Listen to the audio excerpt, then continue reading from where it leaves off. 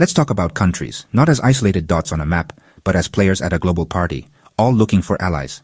No one wants to stand alone. Everyone's searching for partners to trade, build, and grow with. Teamwork is the engine of the modern world. One country brings tech, another brings resources, and together, they make things happen. Like the phone in your pocket, assembled from parts and ideas spanning continents. These international partnerships are the backbone of global progress. When countries team up, they build what they couldn't alone. Highways, bridges, stadiums, real things that change lives. It's a global potluck. Everyone brings something, everyone hopes to leave with more. The core idea? Mutual benefit. I help you, you help me. A new road connects farmers to markets. A power plant lights up a village. These aren't just theories, they're real changes for real people. But like any friendship, things can get messy. Sometimes one side feels shortchanged, or old partners get jealous of new alliances. That's where China and Senegal come in. A new partnership that's shifting the global landscape. Their story is a case study in how new power couples are forming on the world stage.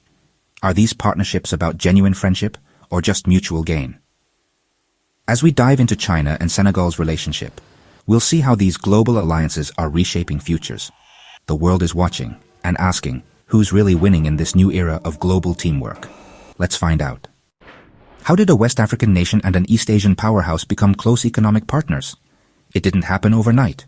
For decades, Senegal's main ties were with France and the West, a long, complicated relationship. But in 2005, Senegal re-established diplomatic ties with China, and everything changed. China offered something new: partnership, not just aid with strings attached. They said, need infrastructure? We build, let's work together. This resonated across Africa, and Senegal listened. The Forum on China-Africa Cooperation became the meeting ground, where projects were pitched and deals struck, directly from Beijing to Dakar. China needed resources and markets. Senegal wanted rapid development. Leaders like Abdoulaye Wade and Macky Sall saw a chance to transform Senegal with China's capital and expertise. The Plan Senegal Emergent was born, a vision for Senegal's future, powered by Chinese investment.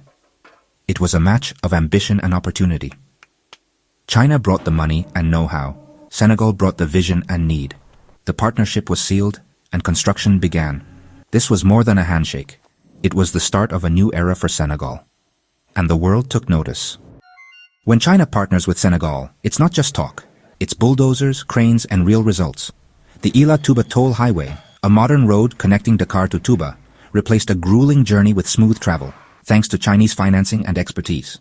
China's mark is everywhere. From the Blaise Diagne International Airport to the Fondione Bridge, one of West Africa's longest. These are nation-building projects, costing hundreds of millions, transforming how people and goods move. Beyond roads, China helped build the Diamniadio Industrial Park, a new economic hub, and the Dakar Arena, a world-class sports venue. Chinese tech giants like Huawei expanded Senegal's digital networks, bringing faster internet to millions. The Chinese model is fast and comprehensive. They finance, design, and build, often delivering projects in record time. For Senegal's leaders, this speed is a game-changer. Sign a deal, and within years, you're cutting the ribbon on a new highway or stadium. These projects are visible proof of progress, etched in concrete and steel. Critics point to issues, but for a country eager for results, the appeal is clear. China's approach is about delivering, not just promising. The landscape of Senegal is changing, one project at a time. It's a partnership you can see, touch, and drive on, and it's only the beginning. The question is, what comes next? Let's look at how these changes ripple through everyday life. A new highway isn't just asphalt, it's a lifeline. For farmers, it means getting crops to market faster, earning more, and improving their families' lives. The impact spreads. Truckers get more work, markets thrive, and communities grow stronger. The Diamniadio Industrial Park isn't just buildings, it's thousands of jobs for young Senegalese, offering skills and stability. With a booming youth population, these opportunities are vital. Dakar is expanding, with new urban centers like Diamniadio, offering better housing, shorter commutes, and modern services. The goal: leapfrog chaotic urban growth and build organized, efficient cities. But rapid change brings challenges, rising costs, shifting communities, and sometimes disputes over land. Not everyone benefits equally, and traditional ways of life can be disrupted. Still, the overarching story is one of ambition and motion. New stadiums, bridges, and factories are symbols of a country on the move. For many, these projects mean hope for a better future. The transformation is real, visible, and deeply felt. Senegal is building more than infrastructure, it's building a new identity, and the world is watching. For years, Africa's outside relationships were shaped by colonialism and post-colonial strings. Western aid often came with strict conditions: cut spending, privatize, reform, or no money. China changed the game, offering deals based on non-interference. You want a stadium? We'll build it. Your politics are your business. This business-first approach appeals to African leaders tired of lectures from the West. Chinese financing is different, often resource-backed loans or project-based repayment, not charity. China gets resources, Senegal gets infrastructure, but critics warn of debt-trap diplomacy, the risk that too much debt could give China leverage over key assets. The debate continues. Is this a true partnership or just a new form of dominance? For many in Senegal, the answer is a cautious yes. Progress, but with eyes wide open. The model is pragmatic, fast, and focused on results. But the risks are real, and the balance is delicate. The future depends on how well Senegal manages the deal. Senegal's leaders, especially President Macky Sall, are vocal about the benefits of partnering with China. For them, it's about results, turning ambitious plans into reality fast. They contrast China's speed and focus with the delays and conditions of Western aid. We dreamed of this highway for decades. China helped us build it in years, Sall might say. This message resonates. It's about self-determination and rapid progress, not paternalism. Government officials see China as a practical partner. Conversations are about engineering and financing, not politics. They know the risks, but insist they're in control, negotiating deals in Senegal's best interest. The official stance: clear-eyed partnership, not blind trust. For Senegal's leaders, it's about leveraging global dynamics to fast-track development. What do Senegal's youth think? University students see the new infrastructure as opportunity, future jobs, modern cities, and a country on the rise.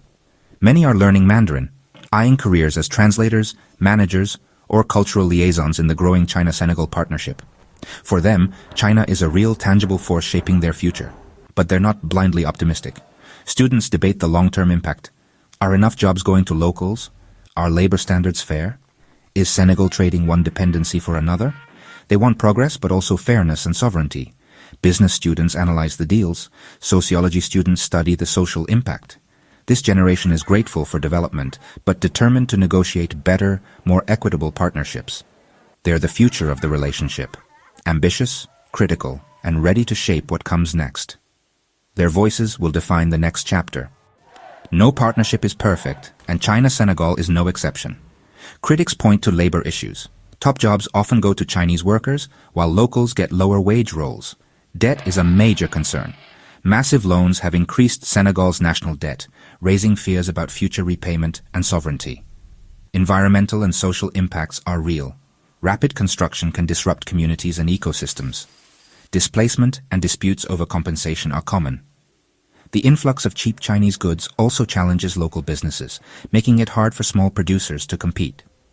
Balancing foreign investment with protection for local industries is a constant struggle.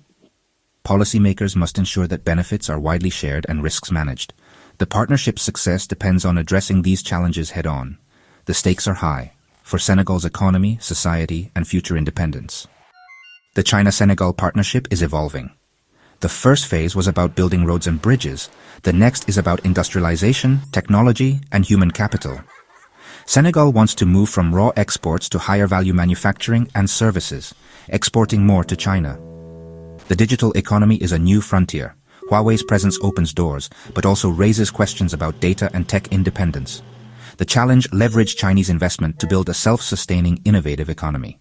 The relationship must become a true two-way street, with Senegalese managers and entrepreneurs leading the way.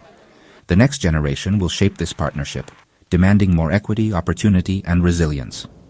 If successful, Senegal could become a model for development across Africa. The world is watching to see if this new blueprint delivers lasting prosperity. The future is being built now, one project, one partnership at a time. And the story is far from over.